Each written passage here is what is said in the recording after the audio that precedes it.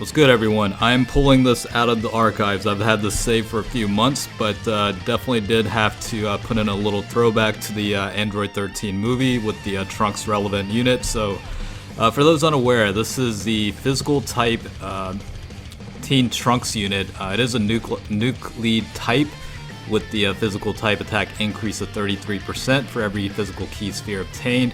And then for the super attack, massively raises attack for one turn and causes supreme damage to enemy while sacrificing 5% HP. And then for the passive skill, you've got attack and defense increase 100%, plus an additional attack increase of 100%, but defense minus 50% when performing a super attack, and then chance of performing a critical hit plus 7% with each attack received up to 35%.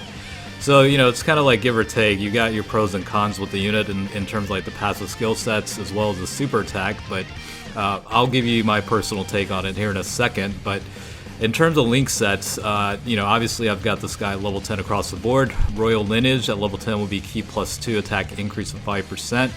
Saiyan Warrior Race will be attack increase of 10%. Saiyan Lineage, it's Key plus 2, attack and defense increase of 5%. Cold Judgment will be defense increase of 25%. Messenger from the Future will be attack increase of 10%. Prepare for Battle is Key plus 2, attack and defense plus 5%. And then Fierce Battle will be attack increase of 20%. And then in terms of categories for this unit, Hybrid Saiyans, Future Saga, Time Travelers, Vegeta's Family, Movie Heroes, Bond of Master and Disciple, and then Battle Wits.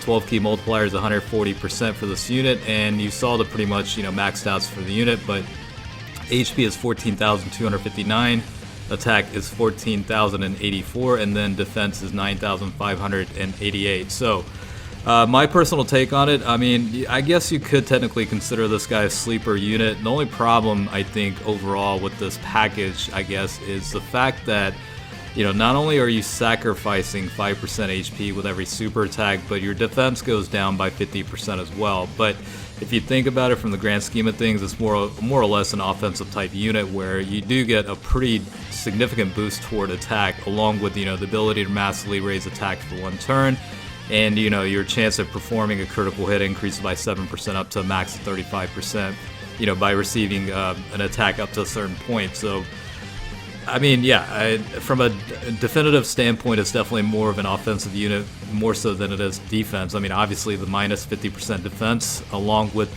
sacrificing 5% HP with every super attack, will kind of hurt you a little bit, especially in the tougher events. But, you know, I do like diversity in terms like unit builds, you know, here and there and whatnot.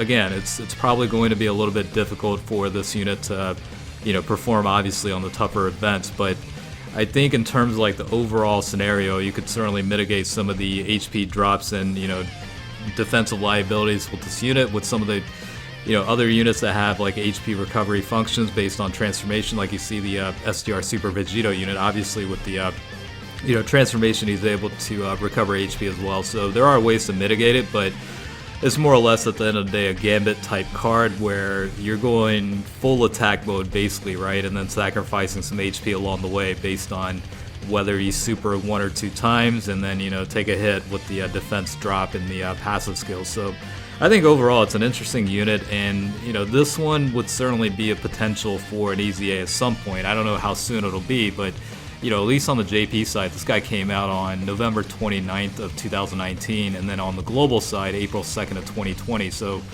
it's fairly new unit. So I don't expect this unit to get an EZA anytime soon, but it'll be interesting in terms of like what the overall builds would be in terms of post EZA stats. Now I don't think they might drop the you know, defensive drop by, you know, from 50% to maybe like 40 or 30% if we're lucky, and then, you know, obviously there's going to be some, you know, skill sets and enhancements toward potentially the attack and, you know, add-ons in terms of like the overall passive skill set. But I did see comments in the past on this unit at level 10, 100% potential, so I wanted to showcase this guy. And just as a last footnote, this guy pretty much shares all the links across the board with the Broly movie, Super Saiyan Trunks, so I'm pretty sure like 100% across the board they share. It's been a while since I recorded this video, so I'm not sure exactly as to like the link sets. I've got to refresh my memory, but overall I think it's a decent unit. Level 10 certainly does improve the unit quite a bit. Obviously, the offensive abilities are quite good in terms of,